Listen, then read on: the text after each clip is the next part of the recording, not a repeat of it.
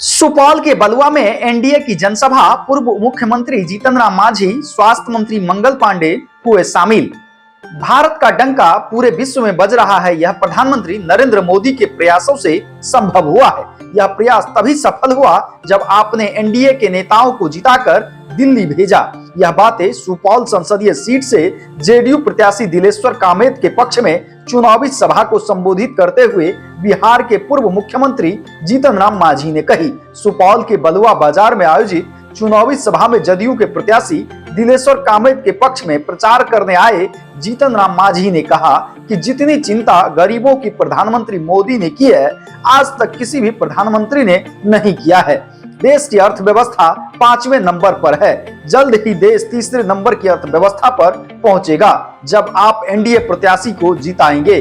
भारत हमेशा से शांति का पक्षधर रहा है। आज पूरा विश्व भारत की ओर देख रहा है। कहा, यूक्रेन में फंसे 22,000 भारतीयों को युद्ध के मुहाने से सकुशल निकालना बड़ी बात है, बल्कि भारतीयों के अलावा भी अन्य देशों के छात्रों को भी निकाला गया।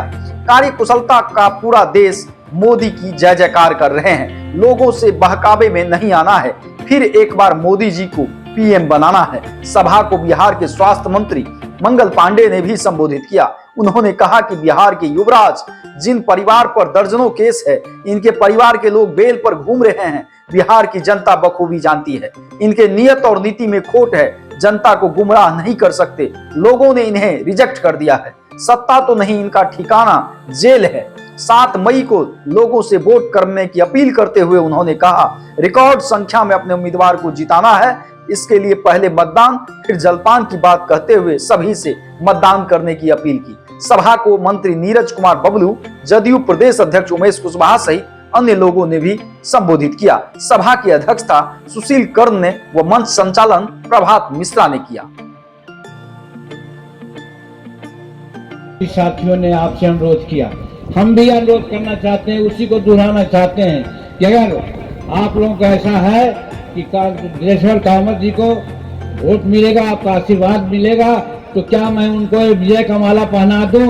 अगर पहनाए तो दोनों हाथ उठा के आशीर्वाद दीजिए और बोलिए, जय श्री राम, जय श्री राम। तो भाई विश्वास से हम लोग तीनों जो आए हैं माला पहनाते हैं विजय का। और इनका माला ही नहीं, ये नरेंद्र भाई मोदी जी के गले में माला पहनाया जाता है। बहुत बहुत धन्यवाद। दिलेश्वर कामैत जिंदाबाद, जिंदाबाद, जिंदाबाद। जीतन राम मांझी जिंदाबाद, जिंदाबाद, जिंदाबाद। जीतन राम मांझी जिंदाबाद, जिंदाबाद, जिंदाबाद। मंगल पांडे जिंदाबाद, जिंदाबाद, जिंदाबाद। उमेश कुशवाहा जिंदाबाद, जिंदाबाद, जिंदाबाद। नीरज कुमार बबलू जिंदाबाद, जिंदाबाद, जिंदाबाद। दिलेश्वर कामैत जिंदाबाद, जिंदाबाद, जिंदाबाद। तीर छाप जिंदाबाद, जय राष्ट्र। जो तीर छाप इनका है और 7 तारीख को जो चुनाव होने वाला है, इनके सामने बटन दबा करके इनको लाखों लाख वोट से जिताइए, यही अपील करने के लिए आए हैं। और विशेष करके अनुसूचित जाति और जनजाति के लोगों से हम अपील करने आए हैं कि भूल भुलैया में नहीं आइए।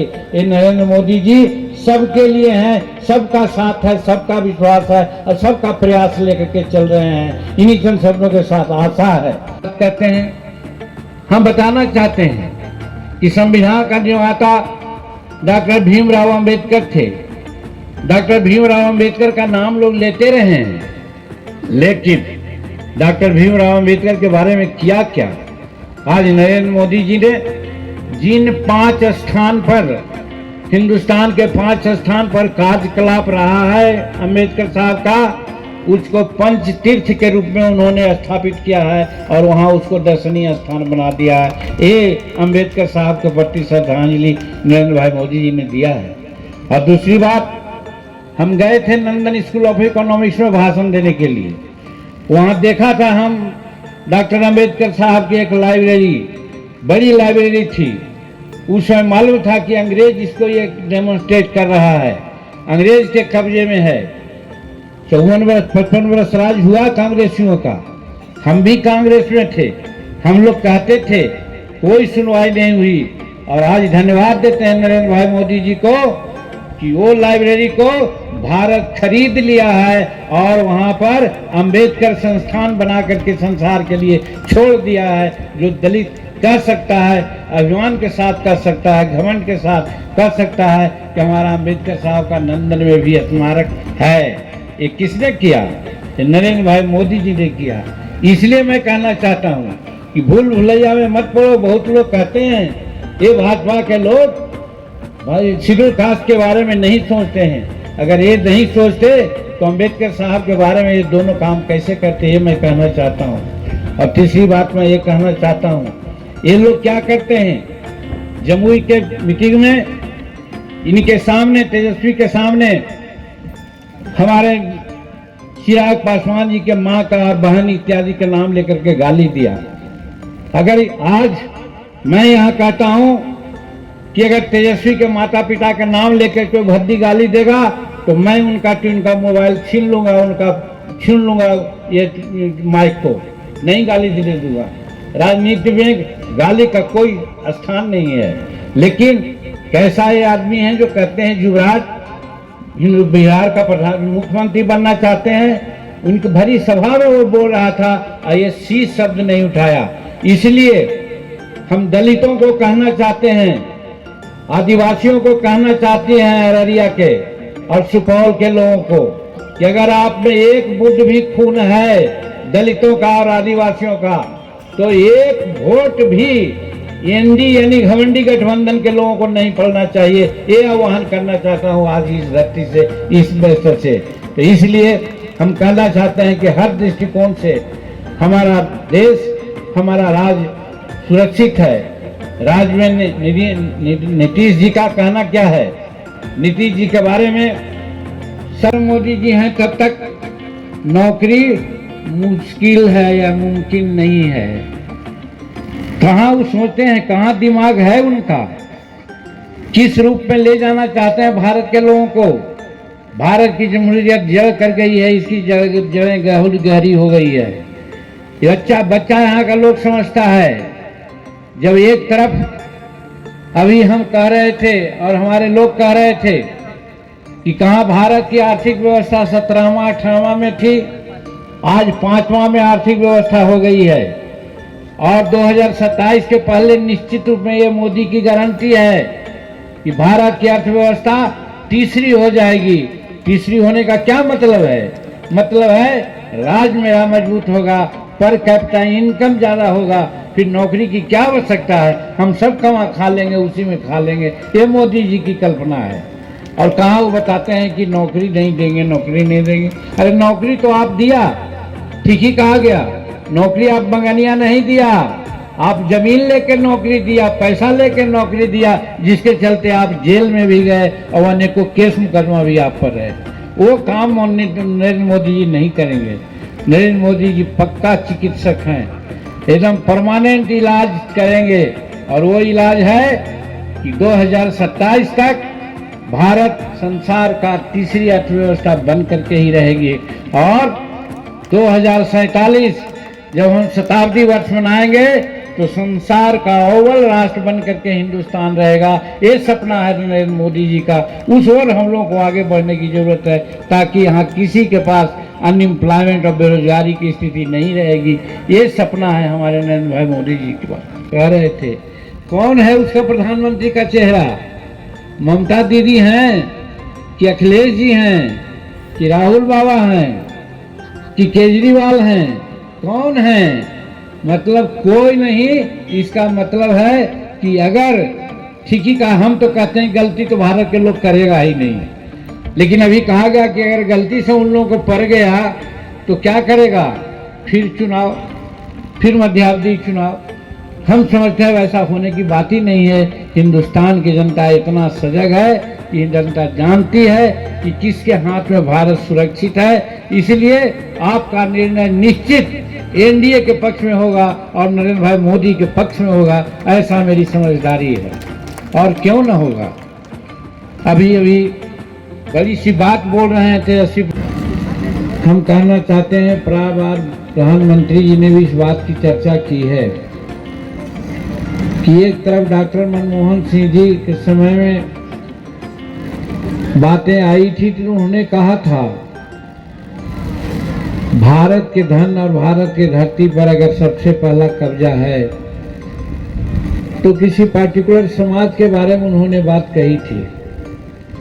ये देश तोड़ने की बात है, ये देश को बांटने की बात है, क्योंकि एक कौम का, एक संप्रदाय का ये देश नहीं है।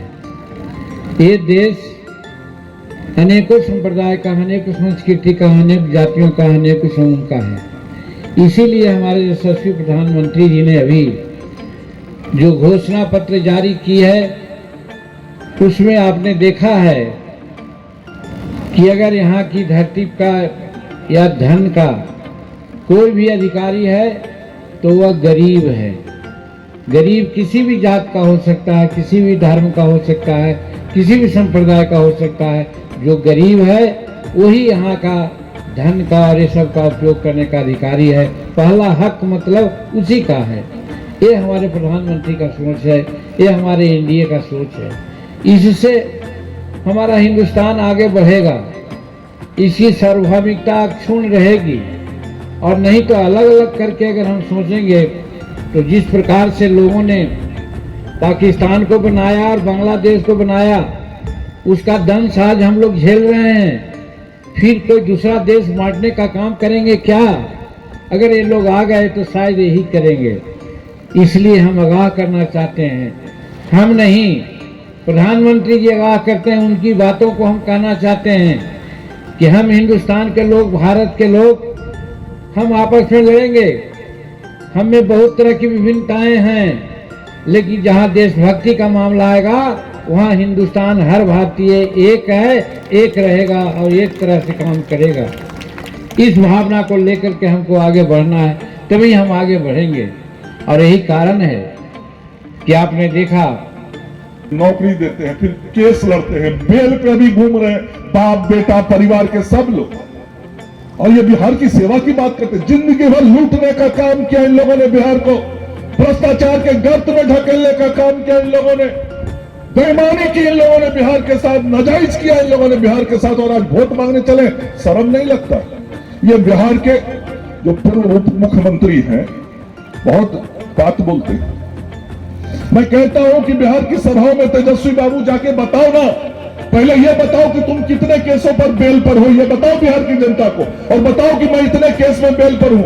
और कोई भी केस देश को आगे बढ़ाने का केस नहीं है तेजस्वी बाबू आप पर, या आपके पिताजी पर स्वतंत्रता के आंदोलन का केस नहीं है। केस लूट, चोरी, भ्रष्टाचार और 32 साल की उम्र में 52 संपत्ति कमाने का आरोप है। उसमें आप बेल पर हैं, ये बताने में शर्म क्यों लगता है आपको? सच्चाई क्यों नहीं बताते बिहार की जनता? और बिहार की जनता ऐसे लोगों को कतई वोट नहीं देगी। और मैंने तो आज से कहना शुरू किया, ये राजद परिवार, लालू जी का परिवार पूरी तरीके से होपलेस हो गया।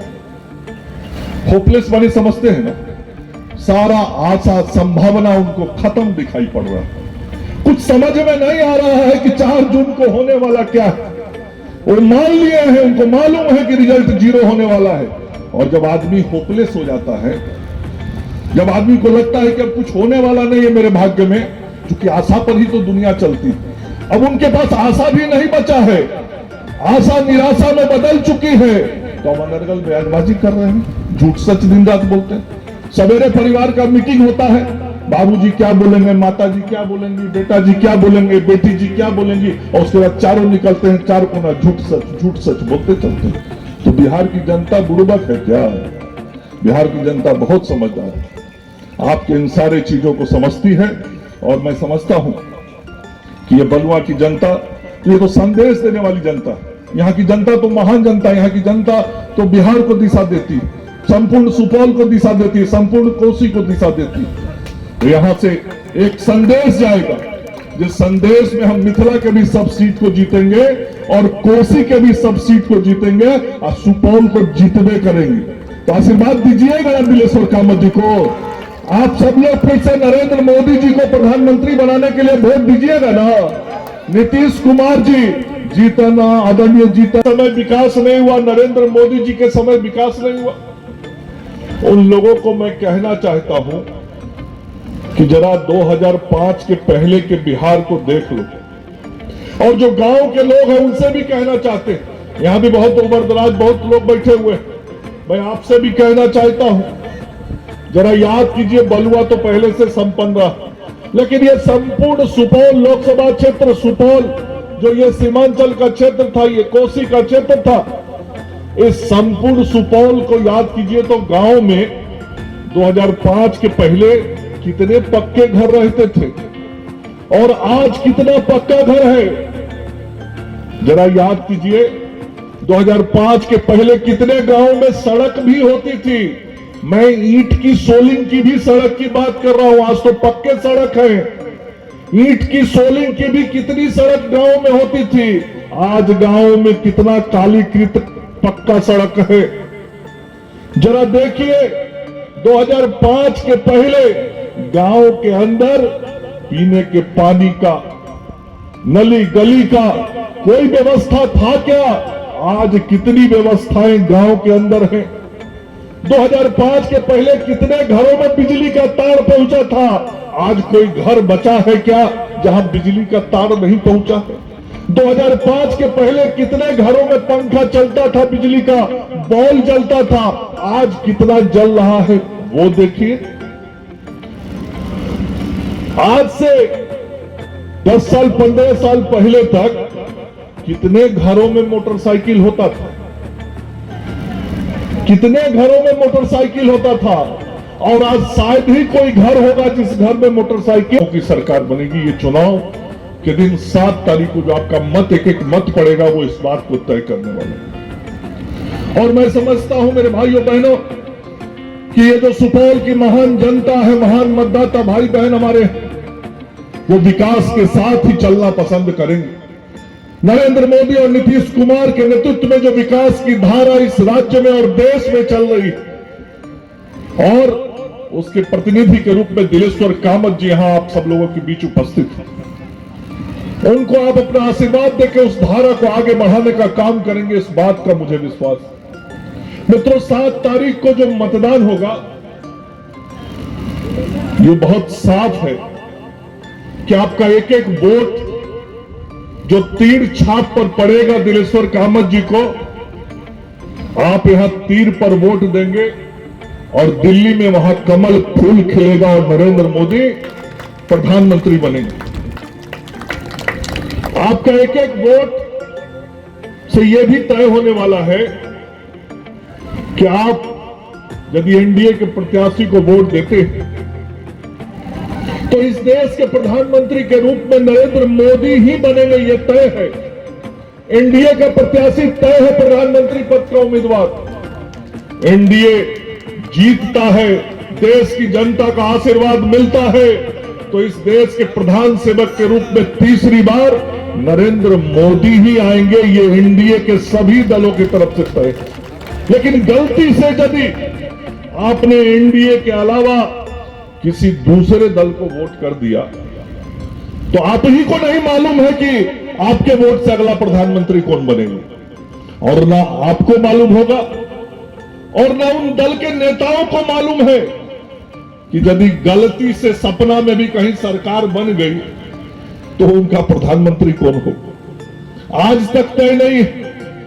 मतलब नेतृत्व साफ नहीं है और हमारा नेतृत्व अस्पष्ट है, और जब नेतृत्व स्पष्ट है तो हमारी नीति भी स्पष्ट है, हमारा नियत भी स्पष्ट है, और हम साफ नीति और नियत के साथ गांव, गरीब, मजदूर, किसान, नौजवान, पुरुष, महिला, अगड़ा, पिछड़ा, दलित, महादलित सबके विकास के लिए काम करते हैं। संपन्न धरती, ये बलुआ की धरती ने तो बिहार और देश को नेतृत्व और दिशा देने का काम किया। आप सब तो राजनीतिक रूप से बहुत विद्वान लोग हैं, लेकिन यह साफ है कि हमारी जो नीति और नियत है, उस नीति और नियत के साथ समाज के सभी लोगों का विकास होगा, और हुआ है। पिछले 10 सालों में नरेंद्र मोदी जी के नेतृत्व में हुआ है, और 2005 के बाद से एनडीए के नेतृत्व में, नीतीश कुमार जी के नेतृत्व में बिहार में हुआ है। हमने करके दिखाया है। मैं जहां भी जाता हूं बहुत छोटा 2-4 उदाहरण रखता हूं।